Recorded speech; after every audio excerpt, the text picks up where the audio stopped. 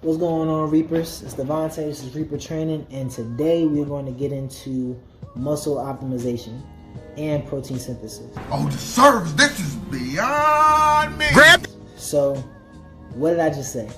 So, what muscle optimization is that your body has a certain way that it can build muscle at its full potential, right? So, starting off, your muscle building gains or how you're gonna progress through your weight training is all based on genetics, right?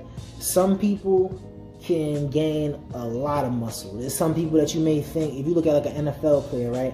These dudes, yes, some of them do use performance enhancers, but there's some people that are just naturally built very, very big. And yeah, I see checking on my muscles, bitch, you little. Nigga, my dick got a six-pack. Come on. If you've played any type of sports, you've definitely seen dudes that, you know, they're not taking anything, but it's like, wow, like you're just naturally like huge. And he may not work out as much. That's great genetics. Then you have some other people that don't have those same genetics and they can't grow muscle very easily or almost at all, right? It goes back to the body types, mesomorphs and ectomorphs and endomorphs.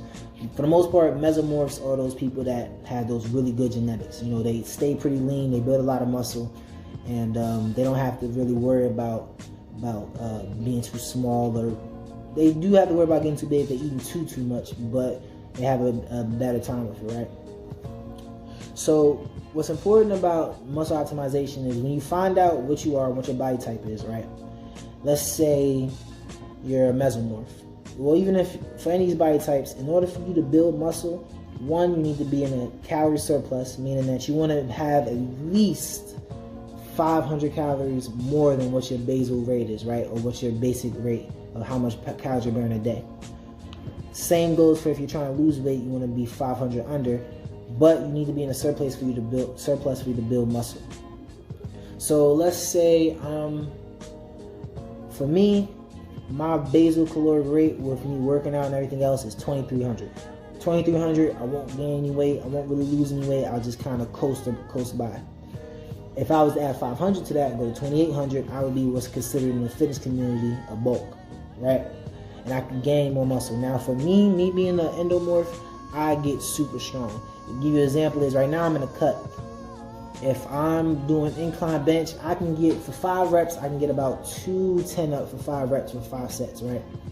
When I'm in the surplus, the last time I was in a bulk, I was able to do about 240 for 5 reps on the incline bench press. Which to some people isn't a lot, but if you look at it, that's almost a 30-pound jump with me just eating a little bit more. And this can happen within about a month. If I'm doing that for a month and I'm consistently training, then it shoots up almost instantly. I also have pretty good genes on me as far as building muscle goes. So it's very, very key that you know what you are, right? So when you're in that calorie surplus, for ectomorphs, it may be more. So let's say you're in that 500 calorie surplus and you're not gaining any weight. You may need to keep, there's some people that have to eat 4,000 calories a day in order for them to gain muscle. That's just what your surplus is, because you burn fat that fast, right? But you have to be very, very mindful how much you're taking in, because again, even though you're lifting, along with those strength gains, along with that muscle increase, you can only gain but so much muscle in a year. So a lot of that is going to be fat. That's why people have cuts and bulking. And we'll get into cuts and bulking a bit more for another series, and whether it's needed for you to do a bulk or a cut. But what happens is that you don't want to gain too much fat, right? Unless you're just thinking about straight strength, in which case you might want to. But for the most part, most people don't want to gain too much weight as far as the fat side, right? So with muscle optimization, you want to be able to have a surplus of food. You also want to know what your body type is, so you can know how much you need to increase your food. And then you want to bring it up in increments based on your strength and not by your weight. Because let's say you'll meet a lot of people that will say something like they gain 20 pounds of muscle in a month.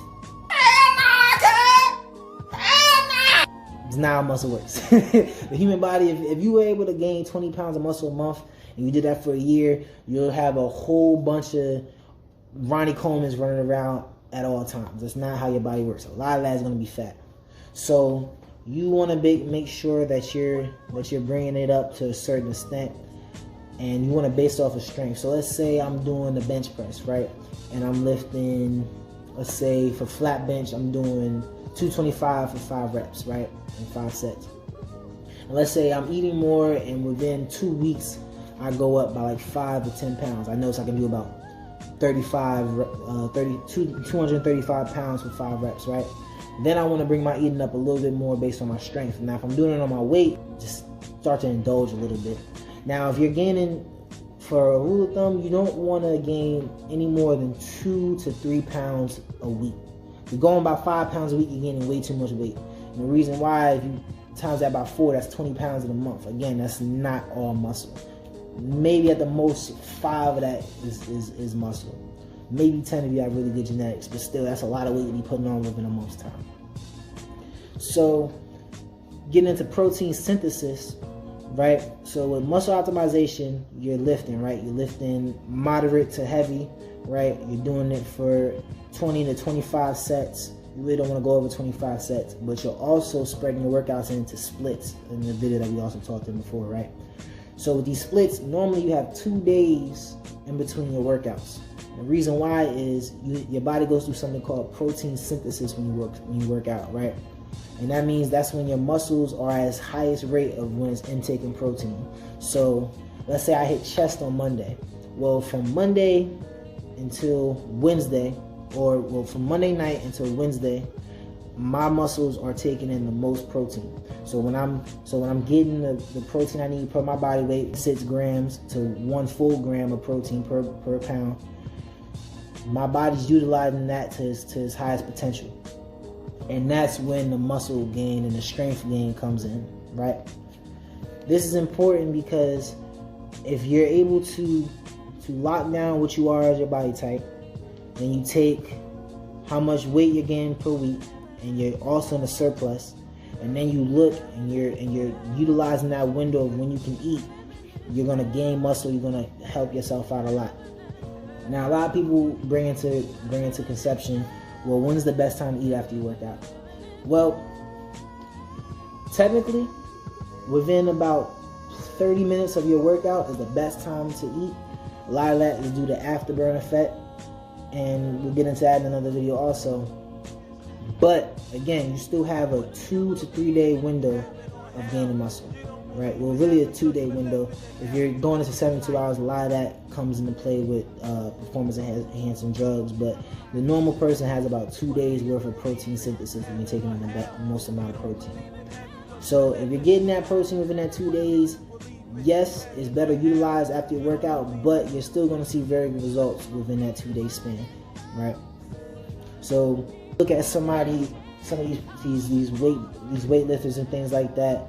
You know, they'll sit there, they'll eat, and they'll get big, and then they're trying to cut. And when you go on a cut, you lose. So if you're cutting down 40 pounds from a bulk, you're almost losing all the muscle that you gain. You may retain a couple pounds at the most, but you're losing a lot of that muscle. So you want to be mindful of that. And we'll go into other videos about this. We'll delve into different splits and different ways you can attack these muscle groups. And again, I'm gonna grow with you guys. You guys are gonna grow with me. And just remember, we don't chase dreams, we hunt goals, reap the training. Thank you. Like, subscribe, comment, and I'm glad to have y'all here. Let's work.